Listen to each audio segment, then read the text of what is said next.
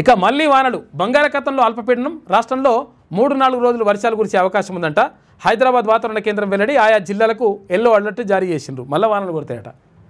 అందరి లెక్కలు తేలుస్తాం. మరి ఈ లెక్కలు తేల్చాలి ఎట్లుంటుంది అన్న రామన్న? బీసీలకు సంబంధించి కేసీఆర్ మళ్ళీ ముఖ్యమంత్రి కావాల్సిందే. కావాలి, మీ నాయన కావాలని నువ్వు కోరుకుంటావు, తప్పేమున్నది? కోరుకుంటావు కానీ మరి మీరు మంచిగా చేస్తే మళ్ళీ ఎందుకు పోతుండే పదవి? తెలంగాణ మళ్ళీ పట్టాలు ఎక్కాల్సిందే. ఇప్పుడు పట్టాల మీద లేదా?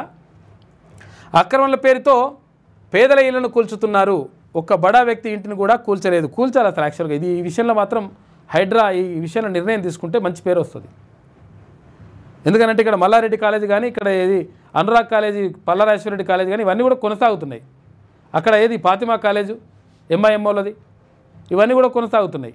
అవన్నీ కూడా చెరువులలోనే ఉన్నాయి. వాటిని కూడా కొడతలే. ఎందుకంటే పెద్ద పెద్దోళ్ళకి ఒక లెక్క, పేదోళ్ళకి ఒక లెక్క ఉన్నట్టుగా అనిపిస్తుంది కొన్ని విషయాలలో. కొన్ని మంచి పనులు చేసింది కాదంటలేము, కానీ మరి పెద్దోళ్ళకు ఒక లెక్క, పేదోళ్ళకి ఒక లెక్క ఎట్లుంటుంది? Real estate కుప్పగొల్చుతున్నారు.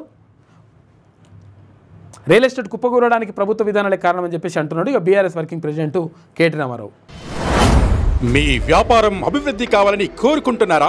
అయితే వెంటనే క్యూనస్ని సంప్రదించండి.